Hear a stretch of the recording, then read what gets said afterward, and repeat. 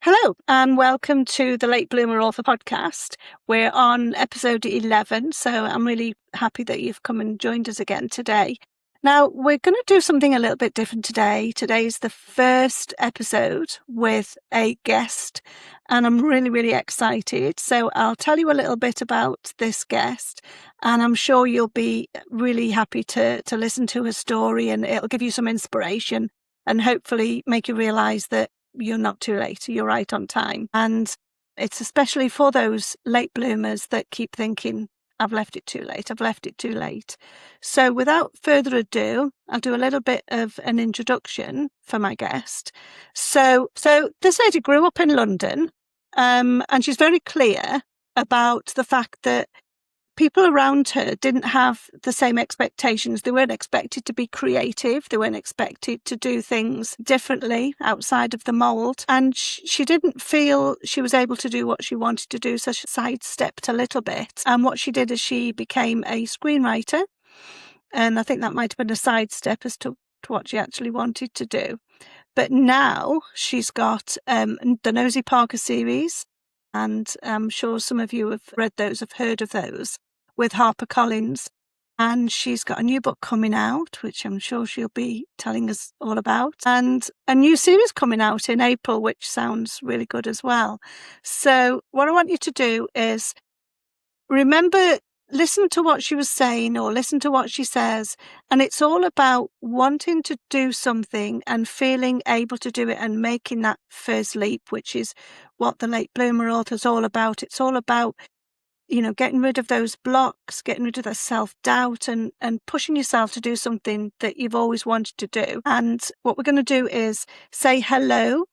But first, before we start, I just want to read out, this is the introduction that Fiona sent to me. So she's described herself as an author and tea addict. She wrote the Jodie Parker series for HarperCollins because she loves thinking about Cornwall, food, and murdering people. Not in that order, apparently. So please welcome Fiona to the stage. Hello, thank you for having me, Wendy. You're more than welcome. What I'm going to do is just, you were saying, one of your main stories is that you grew up in South London, and it's not the kind of place where people become novelists. That's your main thing. No. How did that feel like, sort of growing up in that environment? And, what made you think that you wanted to do something different and you felt that you actually couldn't, and why? Yeah, well, if you say novelist sounds very middle class, doesn't it? Or it certainly did when I was growing up. And Yeah. it was a nice part of South London, but it was a working class part of South London. And, you went to school. If you did well at school, you might possibly go to university. But again, most people probably didn't go to university. But, you'd go and you'd get a job as a secretary or something like that. It was very much, I think it's a generational thing as well. It was still that Absolutely. generation where you would go and you would get a good job if you were intelligent enough academically. And then the expectation was you would get married and you would have kids. So it wasn't really, a lot of point in having much of a career because that was probably what you were going to end up doing. So, kind of in the times between having children or getting married and then having kids or whatever, you would probably get a job, but it would be like an office job or in a supermarket or something like that, which is absolutely fine. Don't get me wrong. And I've done all of that sort of thing, but it was never really what I wanted to do. I always wanted to do something creative, and I was encouraged to at school. I had some amazing teachers, the English and drama teachers in particular. But it was like, well, what is the outlet for this? When I leave school, what do I do?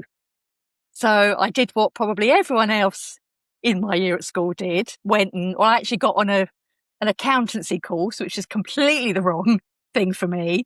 And then it was just various office jobs and things like that I would kind of stick with for a couple of years. And then I will be so bored, I would leave and then get something else. And that was just that's what people did, really. You would find a job in an office. What about your parents? What did they do? And my dad was a bricklayer. Okay. And my mum had sort of various part-time jobs. She worked for the post office, like the GPO, the telephone exchange. She worked for a mail order company for a while, which I later worked for as well. Okay. But as a copywriter. And it was just that sort of thing. You know, she would have various part-time jobs. My dad was always the main breadwinner because he was a bricklayer, and, you know, so we weren't struggling or anything like that. We were very comfortable, particularly for the area that we were living in. But yeah, not middle class, not the sort of background to get an author from, you know. So your parents, did they encourage you to be creative, to be a little bit different, or were they more of the, again, it wasn't the thing to do in that area or in that era? Or Yeah, I mean, they weren't discouraging, Mm. but at the same time, it was, you know, it's probably a hobby. You know, and I can understand why, because it is difficult to make a living doing anything creative. Yes. It is very difficult. And you kind of do have to accept that you might never make enough money to live on. Or, you know, it might just always have to be a hobby or a side hustle or something like that. But, you know, you have to try. If you don't try, you definitely won't make a living at it. So I think, you know, although I think they were quite proud of the fact that, you know, I was creative and I was in all the school plays and all that sort of thing. Yeah, it wasn't a case of really being discouraging or encouraging. It just wasn't really a consideration. You know, and it wasn't your creative side wasn't something that was handed down, like, you know, some people who've got actors or singers or whatever as parents, they've got that sort of thing as well, you know, that special ingredient. I mean, although my mother actually recently told me that she used to write stories as well. And I remember that my nana used to write stories. She wrote a few kind of Catherine Cookson-esque things, but they never tried to get them published because, again, I think that sort of happens to other people. They wouldn't have known where to start with, you know, actually getting it published. Where do you send it? You know, they just wouldn't have known. Have you got access to any of her manuscripts? No, sadly not, which is a real shame because I would have loved to have read. Interesting. Yeah, absolutely. But my mum does sort of say occasionally now, well, I should sit down and write a book. I could write a book. She reads all of mine and she's like, oh, well, you get it from me. I'm like, well, write something, improve it. A little encouragement then, that's what she needs to do because, you know, she's never too late. No, absolutely. I like to make sure she watches this and she'll know. Absolutely, yeah. I mean, the Late Bloomer Author podcast, you know, when I've got a YouTube channel and I've got a school community, and the school community is where my training is. And I do lots of free training for people because what we do is I encourage them to write. I mean, it's non-fiction and memoirs. I don't do novels. I don't do fiction writing. Probably because I wouldn't be able to keep a character going if it would be all over the place anyway. So, and I encourage them to, you know, to write things down and get into routine and just to start, basically, just to make a start. Because I know people do put it off and put it off and put it off, like your mum. So, maybe she should join the school community and have a look at some of the free training that's on there and actually make a start. Yes. Anyway, so you were doing various jobs and you did some copywriting in one of your earlier jobs. So when did you go into screenwriting and what was the move there? So really, now it's funny that I say I grew up somewhere where you wouldn't dream of being a novelist. One of the things I really wanted to do, so I didn't always know that it was novels that I wanted to write. Right. I knew that I liked storytelling. Yes. And whether that was, you know, I used to write short stories when I was a kid. I'd write sort of little sketches and plays that we'd put on at school. And I did sort of drama club and all that sort of thing. I did go a few years after I actually left school.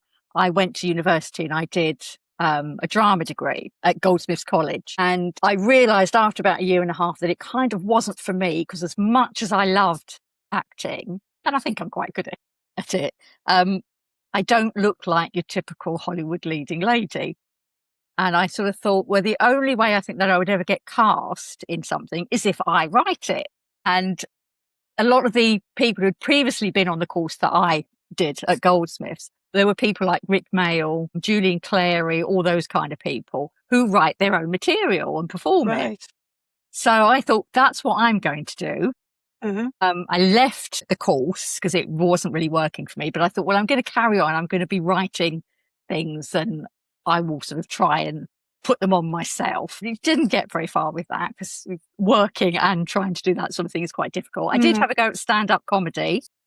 No, did you? I did, yes, once.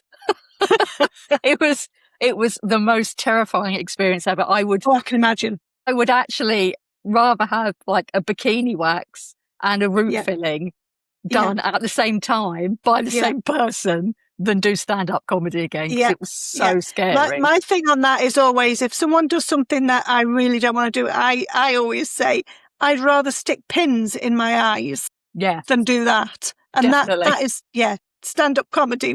Can you imagine dying on stage? You would just die. Yeah, I mean, actually, it wasn't actually that bad. I did get some laughs, but it was just terrifying because I'd acted before and I thought, oh, you'll be easy. But no, I'd never gone on before on my own, just being me. Like I didn't have a role to act, which I think was probably why it was so terrifying. But that did make me think, okay, well, I'm going to write material for other people to perform, which then led into writing screenplays and things like that. So it was always been about storytelling, really. It was always just, what format am I going to do that in? So I was writing screenplays for a while and I was kind of I got shortlisted for the BBC do a writer's room scheme. I got shortlisted for that a couple of times, never got all the way through. I'd enter screenwriting contests and I'd be the semi-finalist. I never won. It was like always the bridesmaid. It is. It's very competitive because they don't want, and I can understand this, they don't want to take a chance making a film or a TV show written by a complete unknown because it's so expensive to produce something. So I totally get it. And I know so many people who are still attempting to get somewhere in screenwriting who started when I did or who started before I did. It's still, they're really good writers and they're plugging away and they're working really hard and it's just so difficult. It's really, really hard to even get an agent or anything like that. So, yeah. So I kind of got to the point where I couldn't face I had these amazing stories that I'd written as scripts and I couldn't bear the thought of them just languishing on my laptop and doing nothing. And one story in particular was Dead in Venice. And it'd been shortlisted by the BBC and then not got any further. And a friend of mine said, that would actually make a really good novel. And I'd never really thought of turning any of those stories into a novel because novels are just so many words. You've got to write at least 50,000 words and that's really daunting. Yes. But because I had the screenplay, it was like I had this really well fleshed out outline already to work from. So after this friend of mine had gone on at me a few times to turn this script into a novel, I thought, well, I'll have a go. I don't know if I'll be able to do it because, I've never tried before. I sat down, I started writing, I loved it. It took me 3 weeks to write the book. Really? Yeah, well, which is just, I can't write a book in 3 weeks now at all. Yeah. But, I really, really enjoyed it. And it's a kind of very freeing experience. If you're writing scripts, there's lots of kind of things that you can't do. So you can't write what someone's thinking because you can't film that. But obviously in a book, you can say exactly what someone's thinking. You can describe stuff beautifully and that's fine because then, you're writing it so that your reader can imagine it. Yes. A screenplay, you can't do any of that. You can just say, this is what it looks like and they have to find the location. So it was great. It was really liberating. And after that, it was novels all the way. I've not written a screenplay since. Yeah. So that was my niche. So your shift at 48 was really more of a push from your friend as opposed to a light bulb moment from you that Yes. said, I know, I'll turn this script into a novel? Yeah. So it was your friend pushing you? It was my friend. And like I say to people that she bullied me, and she just says, I didn't bully you. I just gave you that little nudge you needed. Several times. And she does sort of say, I take full credit for your writing Good career for her. now. Oh, okay. Fair enough. So she should. Yes. She did me a very big favour by giving me that little nudge. So, dear me. So the first book you did then, did you self-publish that, or did you manage to get that published? So that was Dead in Venice. And because I loved the book so much, like I had I was very close to it, obviously, completely biased. I thought it was fantastic. Yes. And I saw that Audible had set up a crime writing contest. So I thought, I'm going to enter. So I just sent off my first draft of the first novel I'd ever tried to write, entered it into the competition, and then sort of thought, I probably shouldn't have done that. It's probably terrible and I need to go through and edit it. I hadn't done any of that. But a couple of months later, they said, you're a finalist. You're shortlisted. Wow. So it's like, oh, great, okay.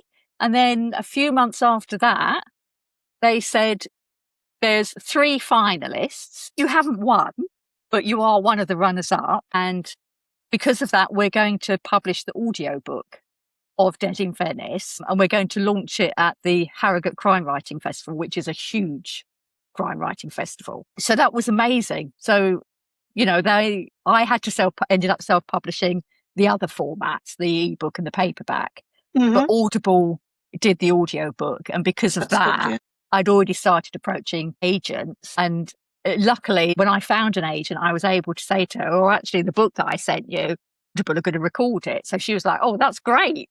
That makes my job a lot easier. We can sell you as someone who's already got a publishing contract, even if it is only for the audio version.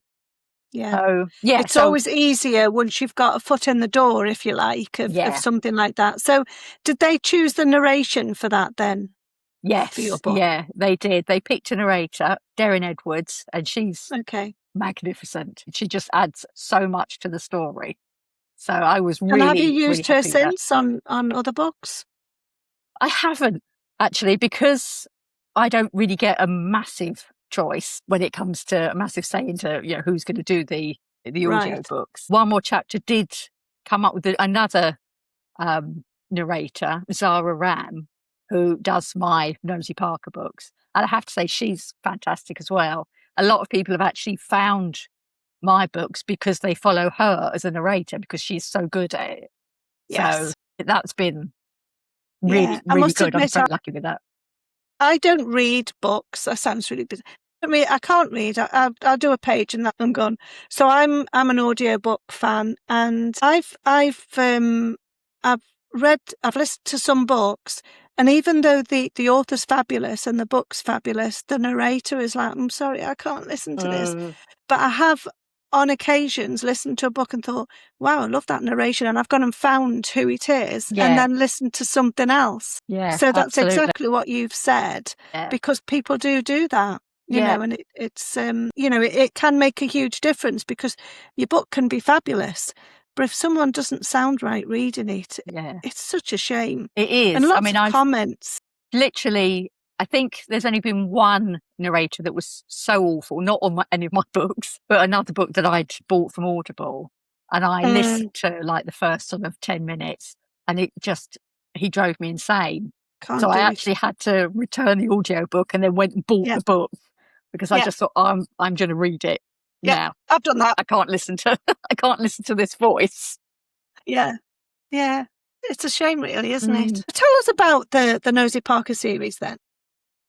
So when we had Dead in Venice out, and we were looking to get a publisher to do the ebook and the print version so that I wouldn't have to self-publish it. And one of the publishers that we sent it to was One More Chapter, which is an imprint of HarperCollins, and they liked it, but it's kind of a serial killer rom-com, Dead in Venice. So they weren't too sure what they would do with it. Like, would they market it as a rom-com? Would they market it as a crime thriller? And at the time, I think they're a lot more open to kind of mixed genres now. But at the time, it had to Yes. be one thing This or or the this. other. Yes. So it kind of scared them a bit. And it's quite sweary. And they weren't very happy with all the swearing. So they did say to me, would you be able to write something that's still as funny as this, but maybe hasn't got all the swearing in it and is kind of more crime fiction rather than, a mixture? And they were sort of saying that they kind of predicted that cozy crime would start to become really popular. And Richard Osman hadn't had his books out at this point. So I think it was very clever of them to work out that it was going to be, a popular genre.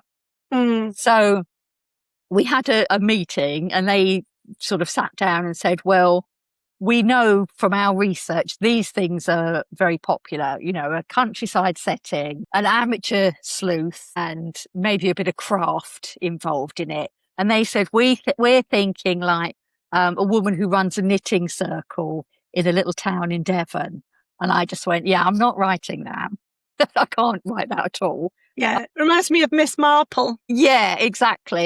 I'm not writing that, but I know Cornwall really well because I have lived in Cornwall. So I said, what about somewhere on the Cornish coast? Someone who's a retired, taken early retirement from the police force. So she's not a complete amateur, but at the same time, she's unofficial.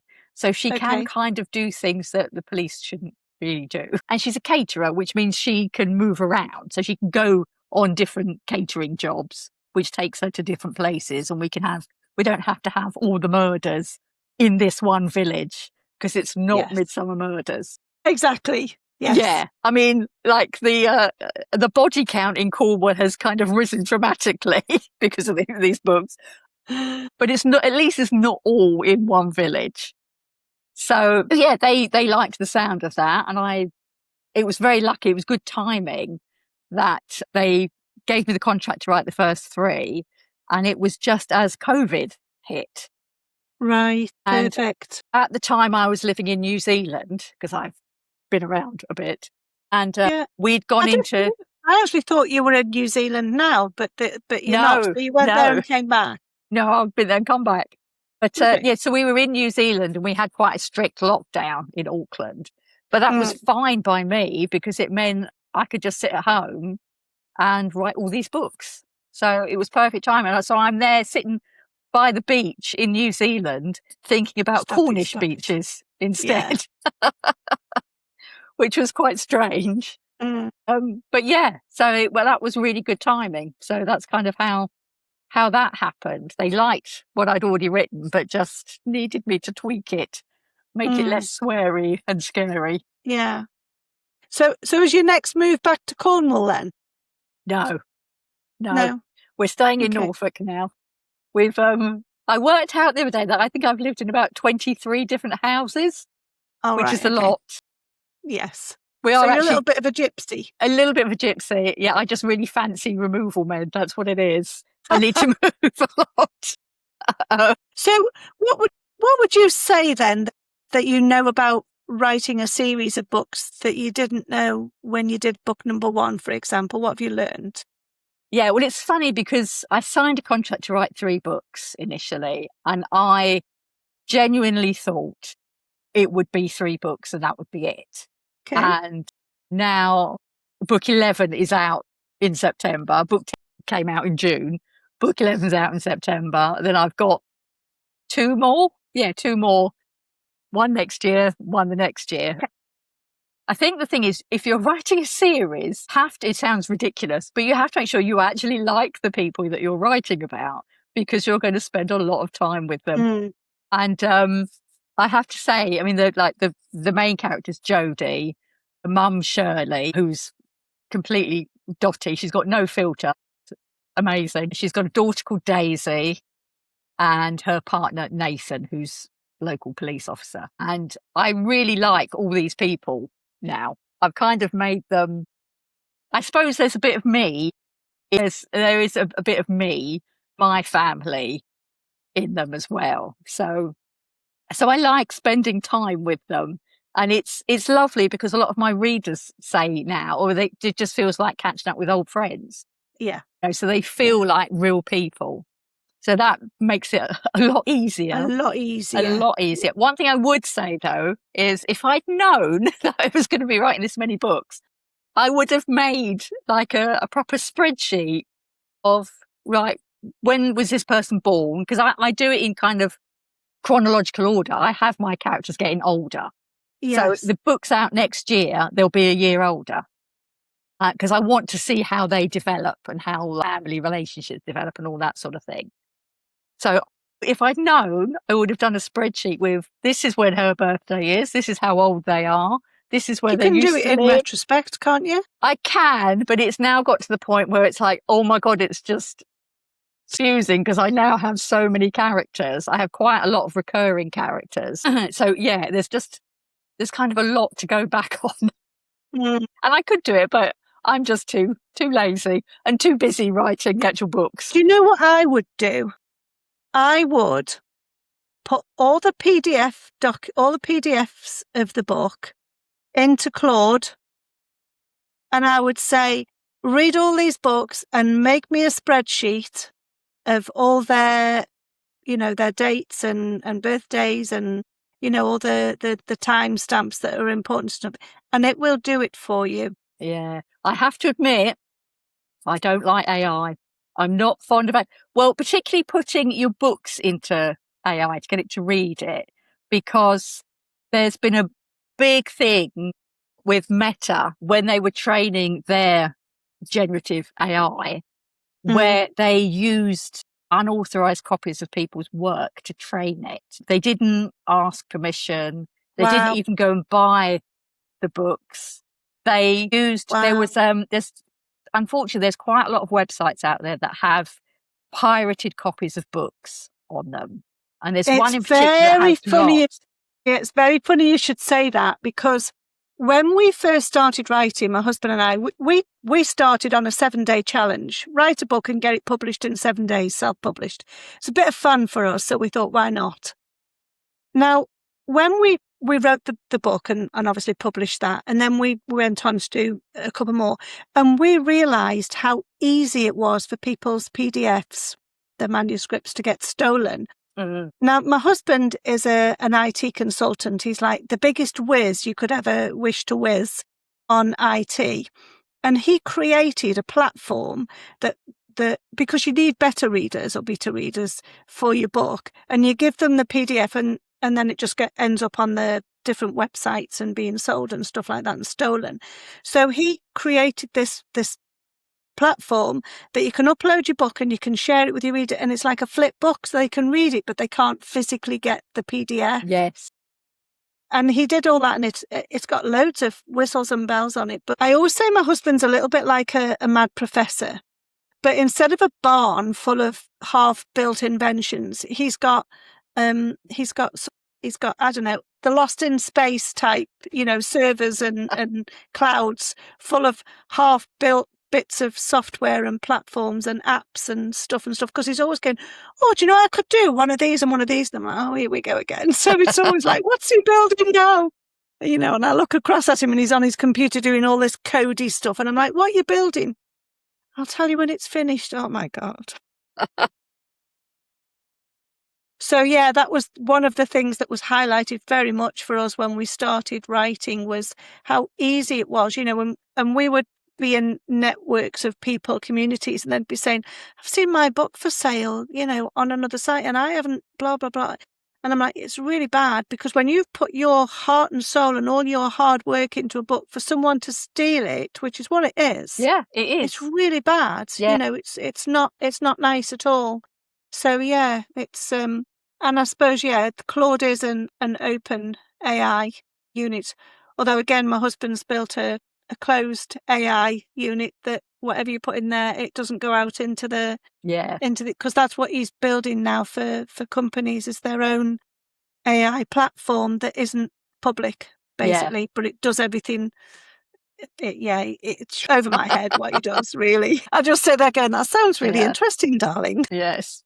But the upshot of all that is I probably need to go back and read my own books and write down all the bits You that I need to do. know. Yes. But that's a long way. That's a long way round to do that. That's a lot of work. But then, while you're at home and the weather's nice like this, you could sit outside with your computer and just. I could, but I'm writing the next lot of books. You see, I just have too much actual new work to do. Yes. So yeah, and there's only so many hours in a day, isn't there? There are, and you've got to live. You've got to enjoy life as well. It's not all about work. Absolutely, yes, yeah.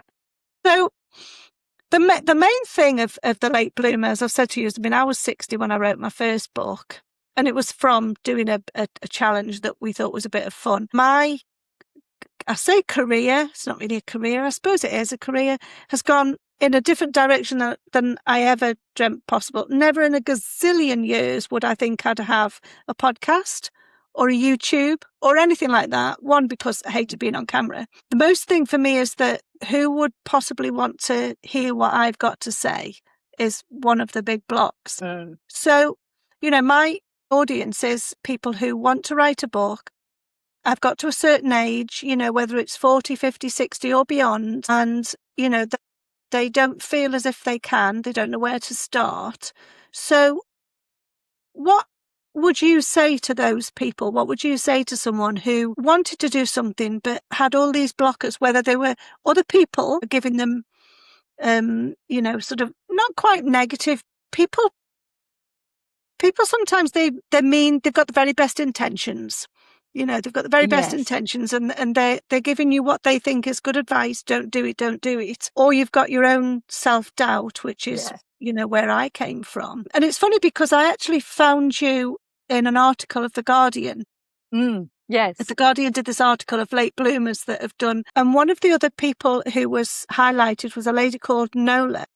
And she went back into stand-up comedy at 77. Yes, which is amazing. And she said, her quote was, "Don't tell anybody what you do, because then we can't talk you out of it." No, absolutely. I think this is it. I think where I was saying when I was growing up, my parents weren't encouraging or discouraging. It just wasn't really a serious proposition, to do really creative. And I think probably as you get older, when people are saying things like, "Oh, well, why are you bothering with that? What's the point of doing that?" I think they're kind of coming from the same place. Yes. But I think what you have to do, if you want to write a book, I think you have to write it with the view that you're writing it for yourself. You're not writing it to publish it, not in the first instance. You're writing it because it's something that you want to do. You've got a story that you want to tell. It doesn't have to be a serious one. People always talk about, they wanted to write about their background and all their experiences and this, that and the other. I just make silly things up and I keep all in it. It's like, it doesn't have to be, kind of groundbreaking stuff. It doesn't have to be anything, dramatic like that. Just write a story. If you've got a story in your head and you think it would be fun, just sit down and write it. And I kind of had this conversation with people. It's like, oh, well, I'm looking at this book. I've read all these books on how to write a book. And I've looked at this and I've done this course. And I just think, no, I haven't done any of those. You just sit down and write. You just start. If you've read a lot of books, if you're a real reader, and I think most writers are voracious readers as well. Yes. Then you know how a book works because you've read enough of them. And I think if you're thinking, I'd quite like to write a crime story. Why do you want to write a crime story? It's probably because that's what you read. So you've read a lot of them. So you know how it works. You've watched crime shows on the telly. You know how these stories work. It's like telling stories is a real kind of human thing. We've always done it. We've sort of sat round the fire and told stories. We can do it. We know how they work. We grow up knowing how stories work. Read a bedtime story. You know how stories work. Mm-hmm. So you kind of know what to do. You just need to sit down and have a go. I always say, people say, well, what if it's terrible? And I go, well, what if it is terrible? It doesn't matter, does it? Well, the world's not going to end because you've written a book and it's terrible. Yeah. But the next one you write won't be as terrible.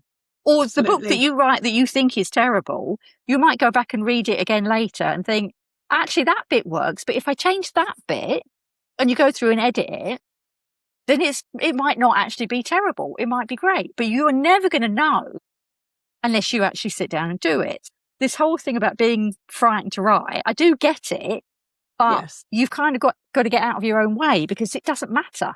And again, if you don't tell anyone what you're doing, who's going to know that you've written a terrible book? Yeah. No one's going to know. They'll only know if you write it and you think, oh, I love this, then you tell people. Absolutely, yeah. You know, When you're and ready. it's fine. I just think it's when people think that they've left it too late. No, I think I am a much better writer now than I was in my 20s. Yes. Definitely, because I've got life experience. You know, I've been through life-changing experiences like having a child, getting married. I've moved around a lot. I've lived in another country, you know, and it's just that you have experiences that change you and make you kind of more yourself.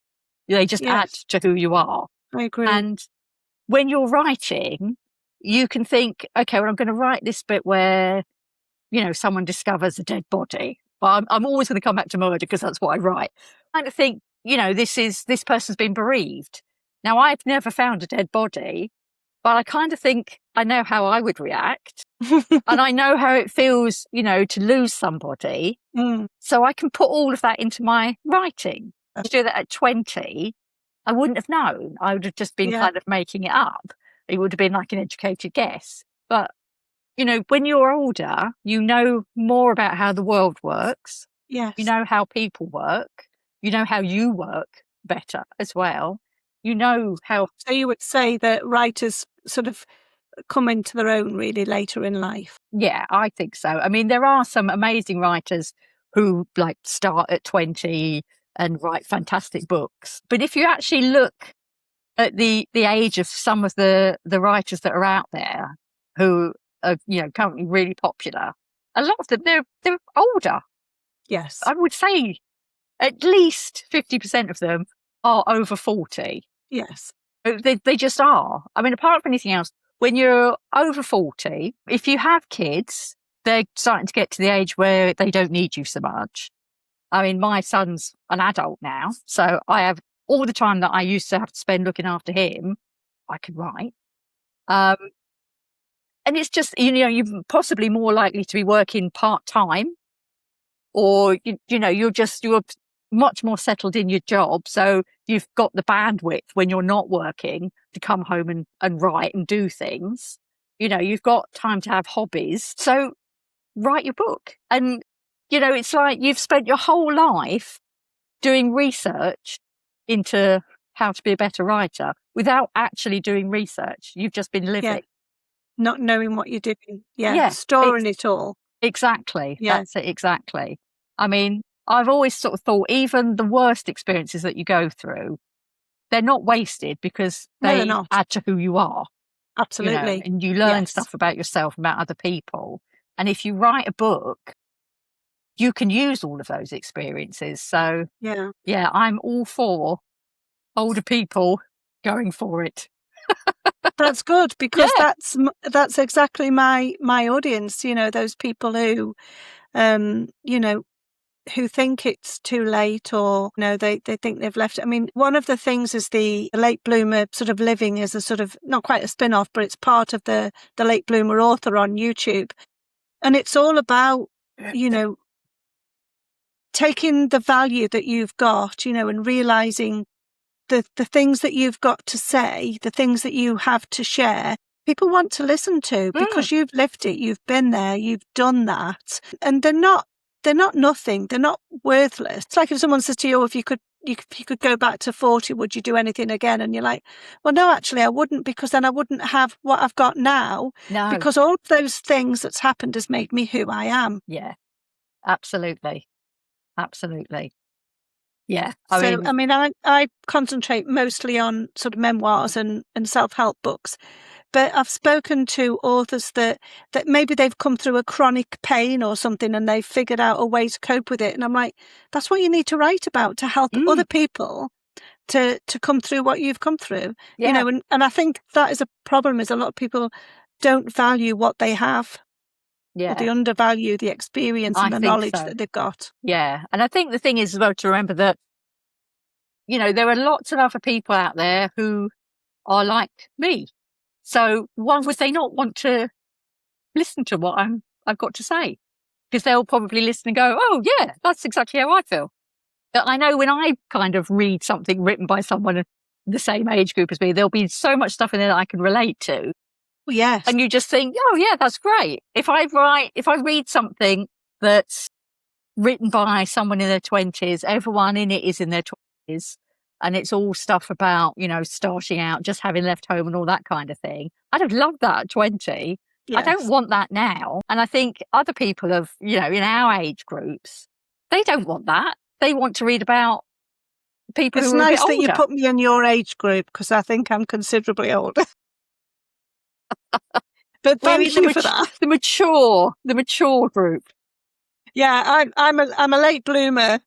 That's definitely what I call myself, But yeah, the same as that, for a long time, I'm like, oh, too old to do this, too old to that. But no, you do really just have to get over yourself, don't you? Yeah, you do. And I think in a way that kind of comes back to where I grew up, and it wasn't the sort of thing that people do where I grew up. As you get older, you realise that actually people do all these things. Just because you don't know anyone in your kind of demographic, in your social circle that's done it, well, you could be the first person to do it, couldn't you? There's no reason at all why I couldn't have been a novelist growing up where I grew up. It's just none of my friends were doing it. No, we didn't know anyone. None of their parents did that sort of thing, And it is kind of like, well, they might not do it, but if I want to do it, why shouldn't I do it? Yeah. So, and I think a lot of the why shouldn't I do it, as you've said, is the fear of making mistakes, the fear of being sort of open to other people seeing what you're doing. But again, a lot of that is people are so busy with their own lives, they don't notice what you're doing. You notice what you're doing and you criticise and whatever, but most people they don't even notice. And that's a big thing to realise as well, isn't it? It is. I mean, we were saying before we started recording, when you do things like this, you look at yourself on screen and you think, oh, I hate what I look like. I hate my teeth. People will now look at my teeth. They weren't looking at my teeth before, but it's because I am my harshest critic. Absolutely. I know what my flaws are and I will look at my flaws. No one else is going to look at them. No, they don't. No, they don't. You were saying, well, I don't, I used to look at it and think, oh, I don't like my hair. And think, I think you're lovely. Why would you hate anything about what you look like? No one else is looking at that thinking, oh, God, at the state of her. No. People just don't, do they? They don't care. They don't. No, they don't. You do. And again, I think I've done a YouTube video on that as well as, you wouldn't talk to your best friend the way you talk to yourself. So stop it. Yes. Be kind to yourself. Be nice. Absolutely. And I had a business coach once and she actually did a poster of a monkey and it was doing the cymbals and playing the drums and everything. And it said, you're a performing monkey, get over yourself. Because I hated being on video. And that's what she said. Every time I'd say, she'd say, Wendy, you're a performing monkey, get over yourself. And eventually I did. Yeah. I did get over myself. So now that we've gone through the thing, tell me a little bit about what's coming up for you. So lots of exciting things happening. I've got a long list. So first of all, Dead in Venice, that very first book that was shortlisted by the BBC and then turned down.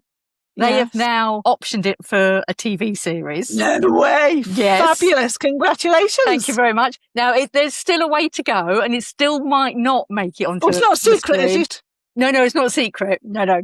And God, no, I've told everyone. I'm going to get it tattooed across my forehead. Good for you. It's so exciting. Yes. So that's another thing to sort of say, it failed as a screenplay, but it's now going to be on telly, hopefully. So fabulous. You never know. You might get what you want, but through a different kind of route. Mm-hmm. So that's one thing. The Nosy Parker series has also been optioned for television by another production company. So with any luck, they'll be on the screen. Okay. I've got a couple more of those Nosy Parker books to come out. So the Cornish Halloween Murder is out in September. I've seen that's pre-order on Amazon. But yeah, that's up there already. The one that I'm really excited about is my completely new series, which the first book is out next April. And the series is called The Travelling Detective. Book 1 is The Paris Portrait.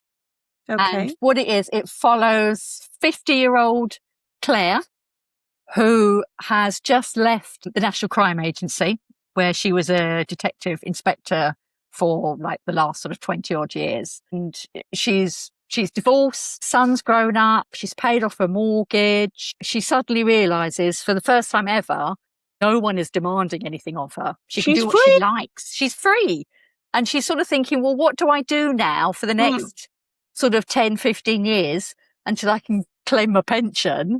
What do I do now? And she realizes that the only thing she'd ever really wanted to do was to travel. But because she got married and she had a child and she had a job, she could never do it. So she decides she's going to take a gap year and go traveling. She's going to interrail around Europe. Okay. And her first stop in book 1 is Paris, obviously. And you can take the woman out of the police force, but you can't take the police out of the woman. Comes across crime, she can't turn a blind eye to it because she's spent, however many years investigating things and being a police officer. And she comes across a crime in the Parisian art world. And although she's no longer a police officer, she's involved with the people that this has happened to. So she decides, she will investigate for them because they want to keep it discreet.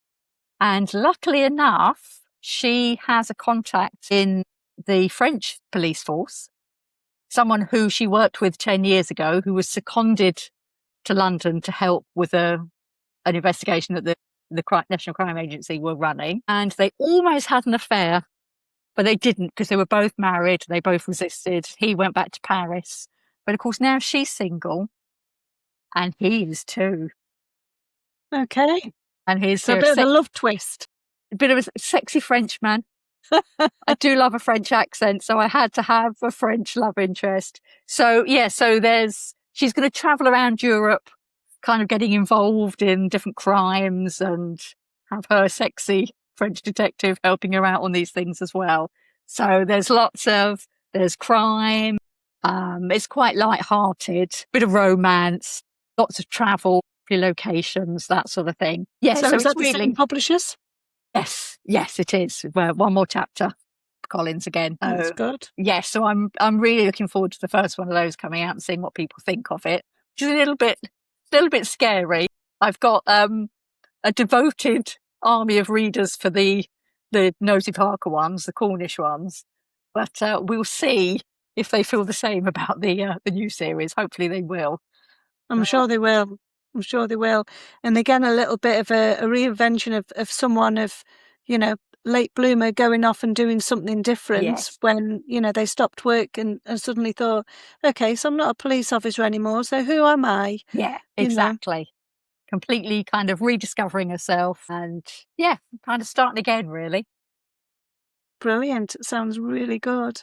So a new Nosy Parker coming out in September and then 2 more in the pipeline. Yes. And then this new detective, her name is Claire, did you say? Claire, yeah. She's in April. And then the Venice, was it Murder in Venice? Dead in Venice, yeah. Dead in Venice. It's going to be on the TV as well? Yes, hopefully. So what's going on? Hopefully.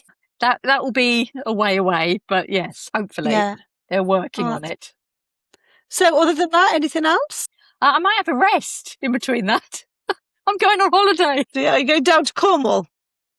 I am soon, yes, but I'm actually going on holiday. I'm going to Japan, and fabulous. I'll be thinking I'm not going to work at all while I'm away on holiday, but I know I will be walking around Tokyo with my husband and my son. And I just know at some point I go, oh, that would be an amazing place to hide a dead body. And they'll just go, oh, not again. She's off again. Yeah. So again, you can take the author out of Cornwall, but you can't take Cornwall out of the author, is it all? It's just like, you can't take death out of the... I just, wherever I go, it's funny, my son was worried about me. He's realised, though, he doesn't need to call Childline. He's too old for that anyway. But, My daughter used to threaten to call Childline if I didn't get her an advent calendar for Christmas. I think she was 25 at the time. Yes, my son's 23, so he's kind of missed the boat on Childline. Childline, yeah. So just before you go, then, I mean, that's been really fun. I'm wishing you loads and loads of luck with everything that you're doing. It sounds like you're having an absolute ball, which is exactly what life should be. I've heard you've got a little bit of a claim to fame that you'd like to share with us. Go on. God, which one? Yes, I did. Well, I almost got thrown out of a TV studio by a children's TV presenter. Mm. So this was many years ago. I would have been 15, I think. Wow, okay.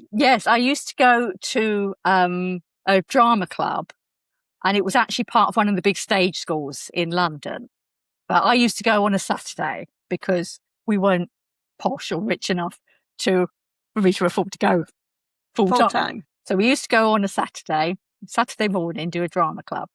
But the woman who ran this stage school was meant to act as an agent for all the part-timers as well as all the full-time kids.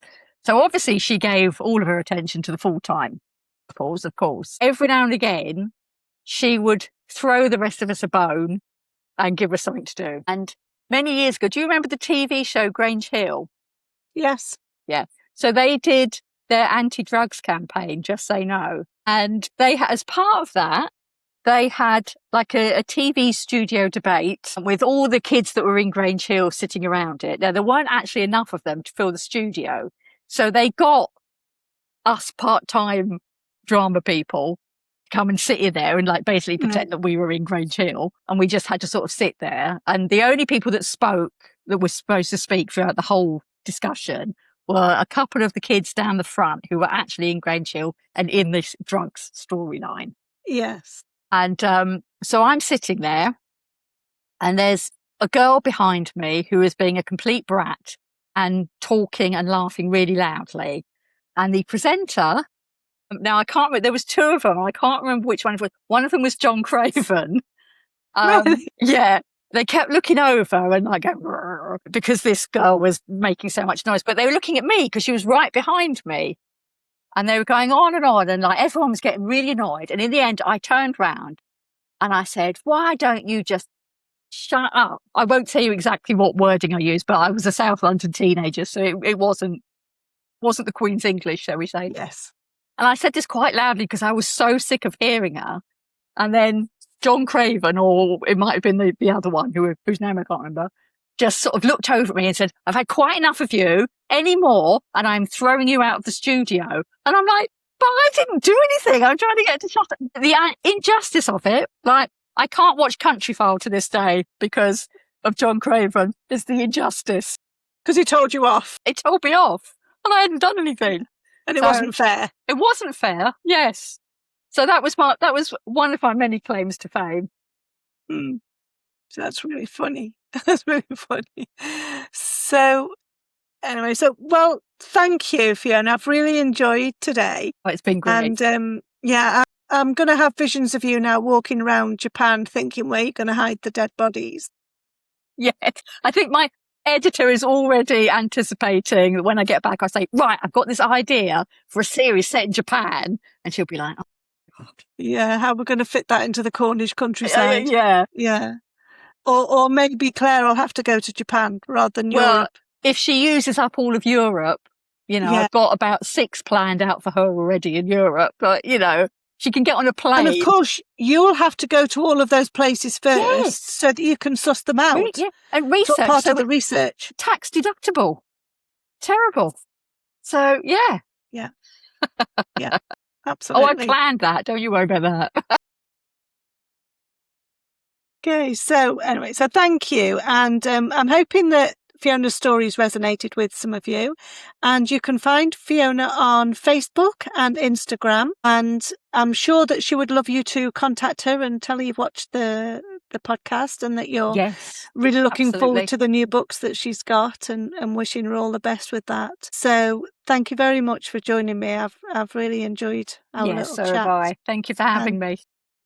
I'll be keeping my eyes peeled on where you're going next. and see your name everywhere, which would be That would be nice, wouldn't it? Yeah, it will. So thank you. And all the links to everything we've spoken about today will be in the description below this video, and I'll put the links into Fiona's socials as well, so that you can get on there and follow and join her. What's next? Thank you. For everybody listening, just thank you for joining us today, and I'll be here again next week, and we'll see you then. Take care. Bye-bye.